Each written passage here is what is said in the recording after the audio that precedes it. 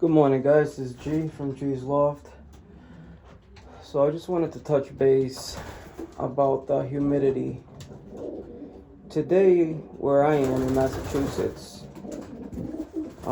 it's 93% humidity. And look at the floor. Dry. Nice and dry. There's no dampness. None of that stuff.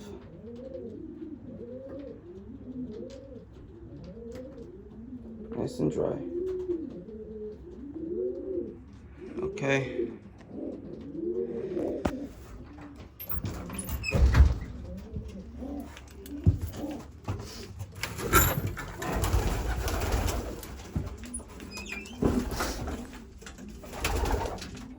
Floor's dry.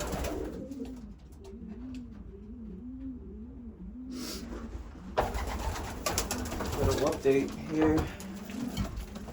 Black hen. She's on eggs.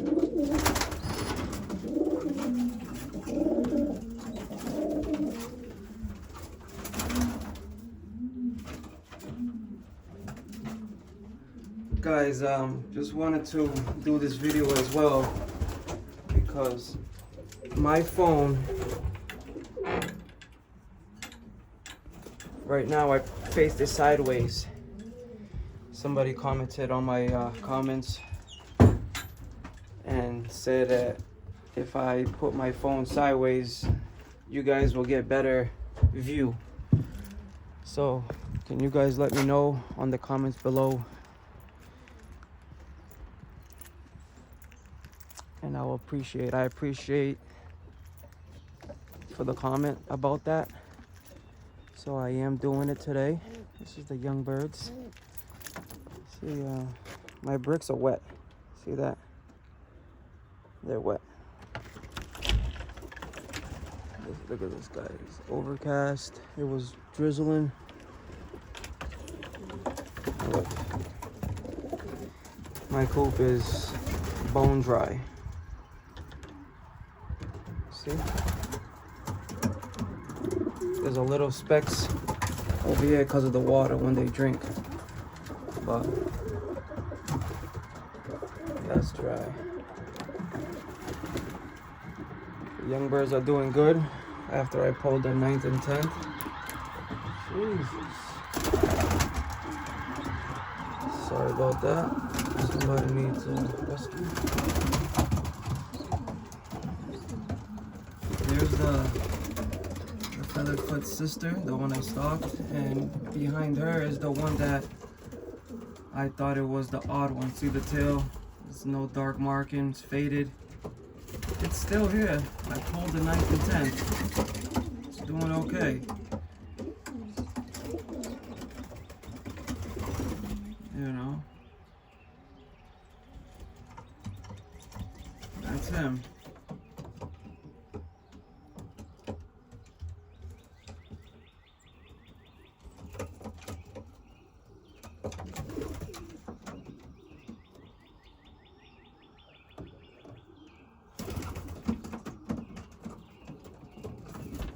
But I don't know, who knows? I just moved that white-headed grizzle in today. The nest mate is gonna go to a buddy of mine. That's why it's still in the breeding coop. But I just wanted to show you guys how dry the loft is with a 93% humidity. You guys want to look it up on the forecast weather channel thing on your phone. Look at my bricks. See? They're all wet. That's me stepping. I see the darker markings. That's me stepping in with my wet boots. But look at the corner. Nice and dry. Okay. Look at this. There's water here. It rained. There's water. Look at that. Nice and dry. But if I would have cleaned this coop yesterday, I can almost guarantee you that this whole loft would have been a little bit damped. Like little patches of wet spots everywhere, you know, like just dampness because of when the morning rises, that water, that dampness that comes. I forgot the name of it, but don't mind me. And I have done it in the past before where I left my coop and I noticed that 93% humidity, that's high. And look, my loft is bone dry. Boxes, everything dry. They're about to lay again, the reds. There's their babies. So she's my only red hen from Kenny White.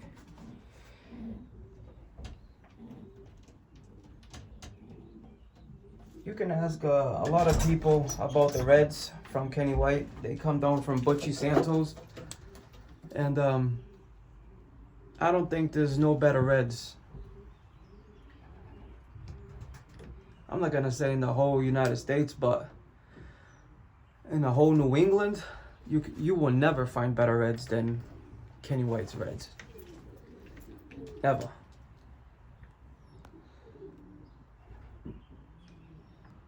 Those birds, they fly 600 miles on the day. You know, the matter of fact, if I'm not giving false information, Kenny told me as well.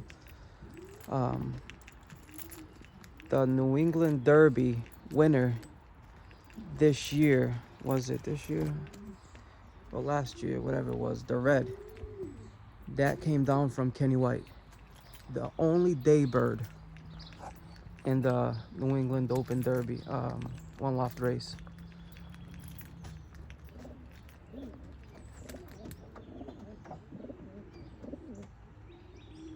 Not the New England Open Derby, the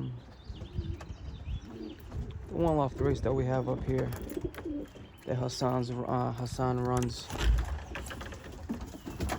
I forgot the name. I'm sorry, guys. But the red that won comes down from Kenny White.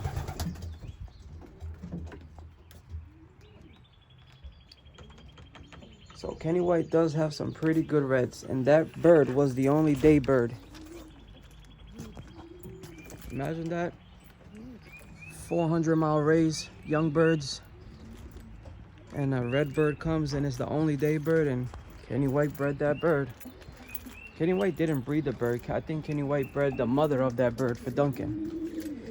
And the club races with this past Friday, because they switched the race, Duncan Harvey, the president of the Rhode Island Club, he won first and second. And in my club, Steve Capolini won.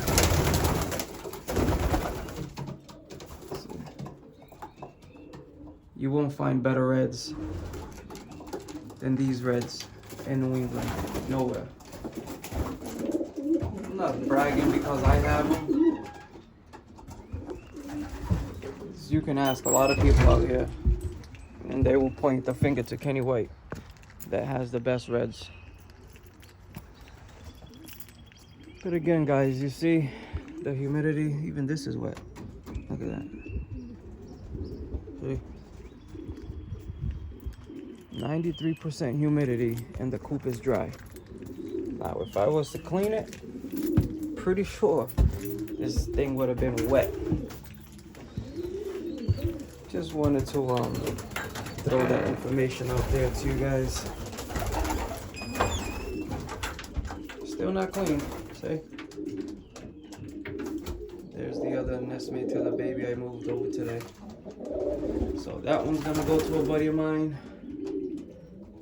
Still deciding. These whites, you'll be surprised how these whites perform. They fly very well. That one's gonna go like I said before, I got some 2 little babies there. One of them will go. So I am going to stock 2 reds, female reds, and from that pair, I need females. I don't need males because I have a whole bunch of male reds. Just need the females. I did clean the coop. See how good my coop is? Look at that, just the droppings. It's unreal. I'm telling you guys. Remember, this was all dirty and it packed it up. That's one day's worth of poop. Look at these guys. These guys are gorgeous. Got 2 babies out there. We got 2 babies over there. Those are the grandson to the freak. That's where the freak right there, the light checker right here. It's the freak's daughter. The brother to the Hoosier. That one right there is a Kenny White's female. 273. Bird's unbelievable. There's the cat boy. He's a big boy. Look at that thing. Huge. That's the father to these babies. Another subject. A lot of people like to, they say, oh, I don't like big pigeons and I just like small pigeons.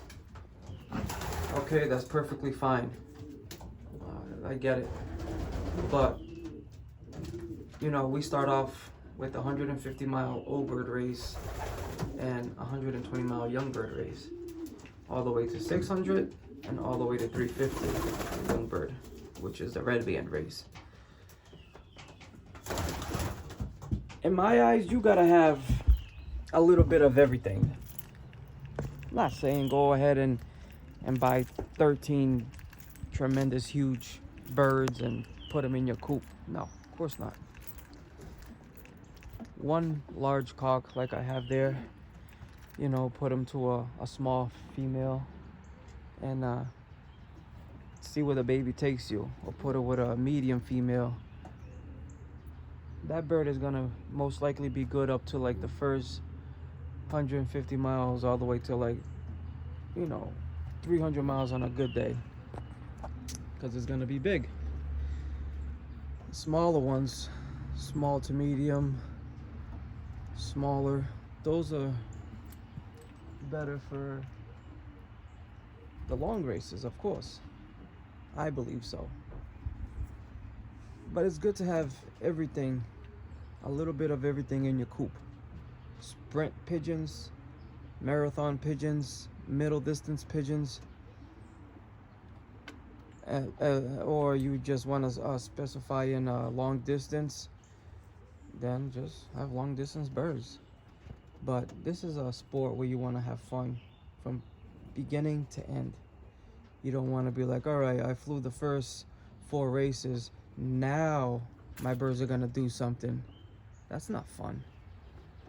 You know, you gotta have fun in the sport. People are making the sport harder than what it is. So in my coop, I have a little bit of everything. I got staff Van Reets, where those birds are tremendously well up to like 300 miles, 350. You know, from start to 350, 300. That's what they do best in. And then I got the other families of pigeons. You know, long distance birds, 600, 700 miles.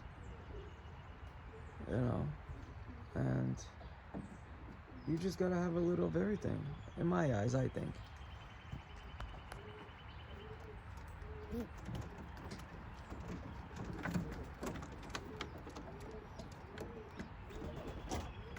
So guys, weather permitting, next Sunday I will be letting some young birds out. I will be going to see a race, hopefully Saturday, but it looks like it's gonna be raining Saturday. I just looked at the forecast, so I don't know what to say, guys. Just finger crossed. You know, I would love to you know, watch a race. But just wanted to touch base, guys, about the cleaning in the coop, and how you guys seen my coop, nice and dry, 93% humidity. That's very high. And my coop is bone dry. So you want to maintain for your birds to become in, you know, steady peak, steady top condition. Doesn't matter the weather outside, the coop has to be like this inside. Everything works out great. There's another grandson to the freak, Frank Bandit. That pair right there, she's an extreme long distance pigeon. That's a McLaughlin hen. That's a Kenny White's cock. Super pigeons right there. I believe Duncan has a full brother to that, or an uncle, and that bird flew tremendously well for him. I think the band number is 69. There's another long distance bird, Jimmy Lewis.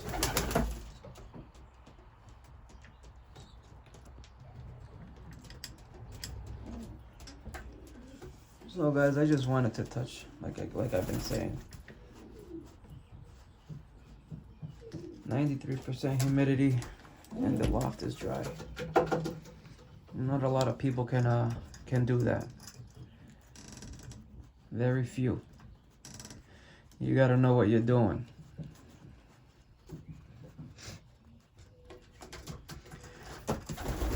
Again, thank you for the subscribers. I appreciate you guys.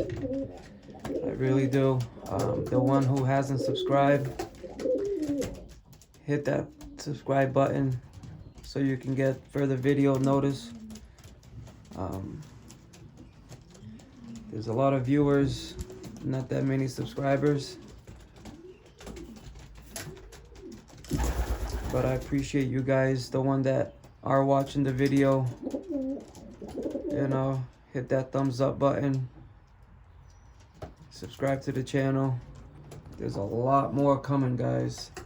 A lot of good information. If you guys want me to touch on a specific topic, just comment below, you know, and I will do my best to hit the topic, whatever you guys want me to say, do, and we can go from there. Thank you very much. This is G's Loft, and I will see you guys on the next one. And guys, let me know down below if the way I held the phone today,